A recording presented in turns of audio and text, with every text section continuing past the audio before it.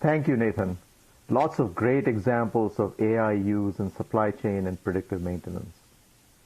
Finally, we have Niels Anderson from ThinkIQ. He's the Chief Product Officer, CTO, and co-founder.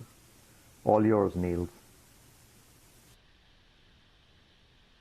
Welcome to this session on ThinkIQ's vision to scale AI and ML in manufacturing. My name is Niels Anderson. I'm the CTO and Chief Product Officer of ThinkIQ. And in this session, I'm also going to talk about the path to autonomous supply chain. I want to start off with a reflection of what Jim Davis talked about in his recent article about intelligence. First of all, what is it?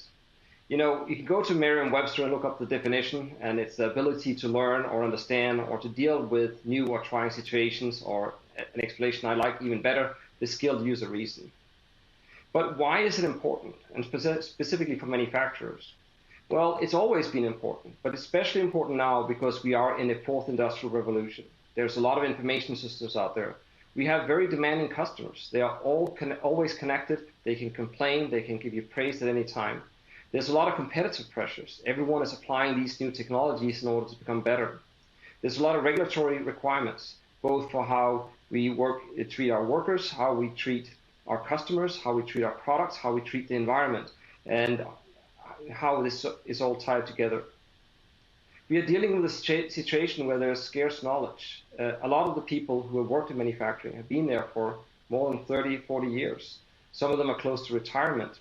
And all that knowledge is about to leave out the door. And if we don't capture that in some way, we can risk losing it. And we also have globalization. We have very long supply chains. We have products that actually have been manufactured in multiple countries and put together. We have problems with transportation. We have things that are very complex to manage, and therefore we must be intelligent. So who needs it? Well, first of all, we talk about AI and ML, but I want to mention that it's not just about software. It's actually not just about people either, or a company. It's about the whole value creation process from end to end, from farm to fork, from cradle to grave. And it's about how we make that process intelligent.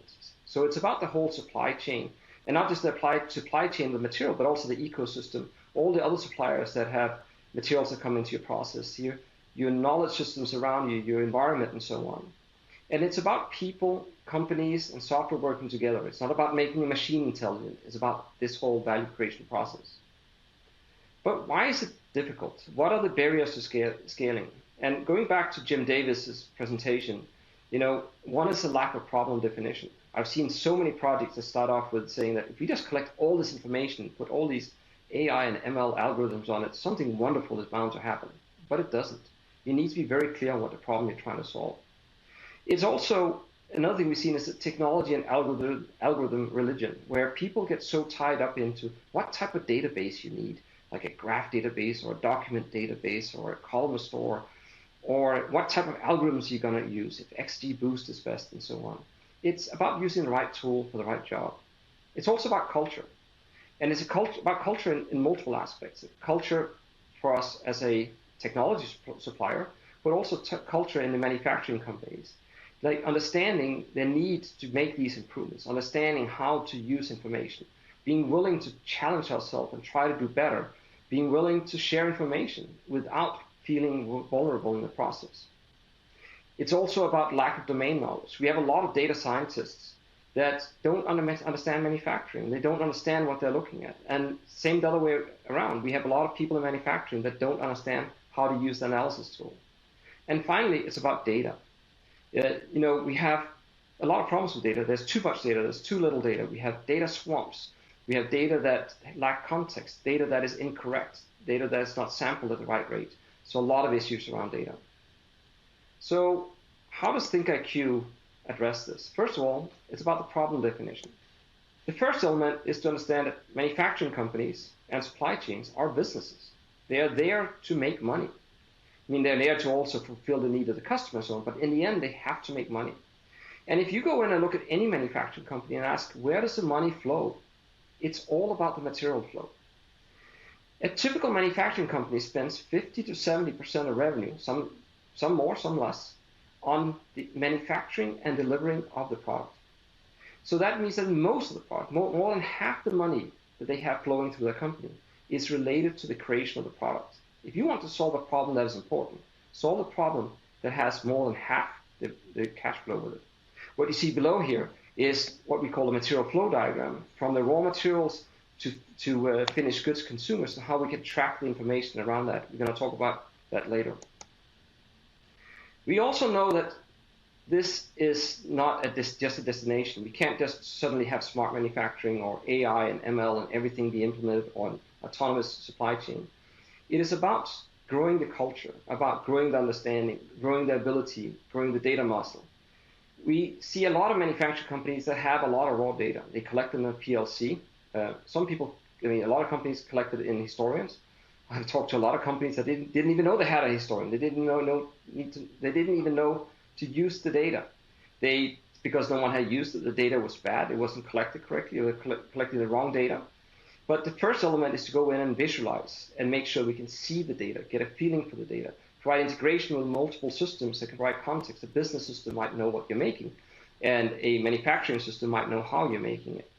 Then we add the context of material-centric insight. We need to follow the material flow and associate the data, not just with the equipment, but with the material itself, so that we can do analytics and do continuous improvement, and in the end, to be able to do it fully autonomous. But it is a journey, it's not a single step.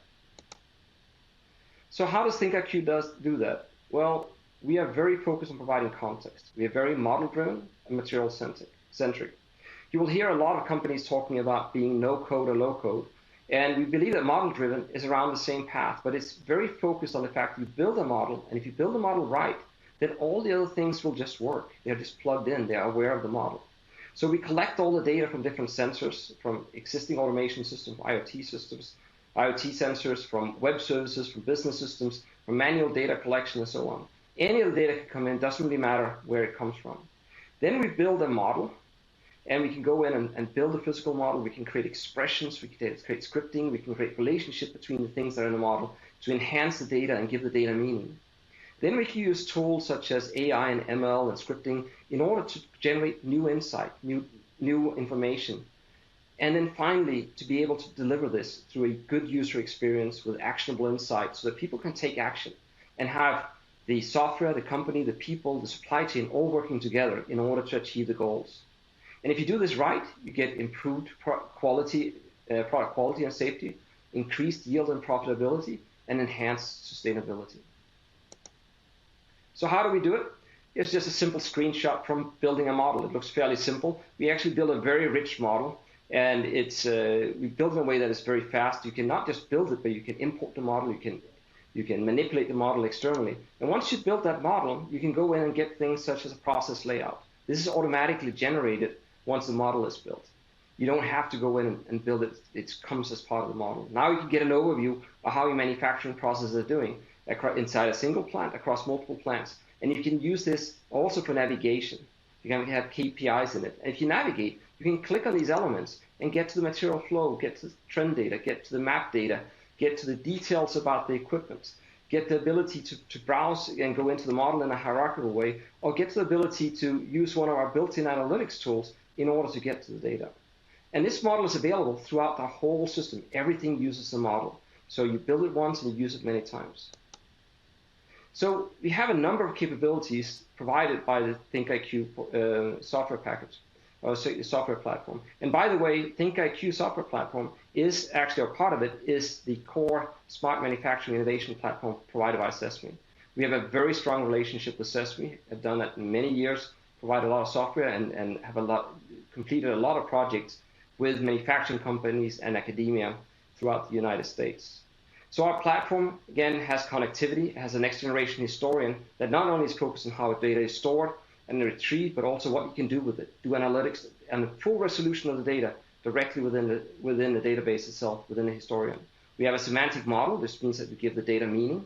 We also have a set of APIs. We don't want to lock your data up when they have it available to you. So you use GraphQL. It's a really powerful way of getting data from external systems into ThinkIQ and getting the data back out again.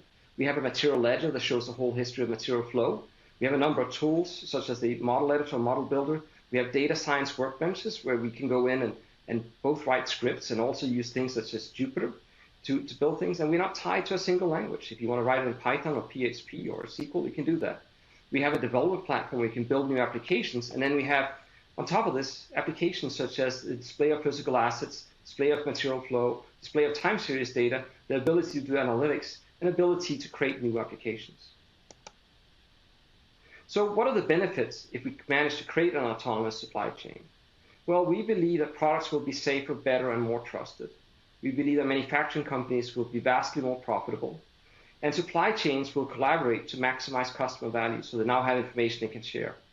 And what is interesting as well is that sometimes profitability, environmental impacts are opposing each other. We think that in this scenario, they're actually aligned. And the environmental impact, the environmental footprint per unit produced will be significantly reduced. We also believe that we will empower smart people, the people that are there, young people, people that haven't thought about manufacturing yet but want to be attracted to this domain, and enable these smart people to be empowered to solve real problems. We are proud to be a SESME member, and we are proud to continue working with SESME. We will be available throughout the conference. Please look out for me or one of my colleagues, and we will be happy to have a discussion with you. Thank you so much.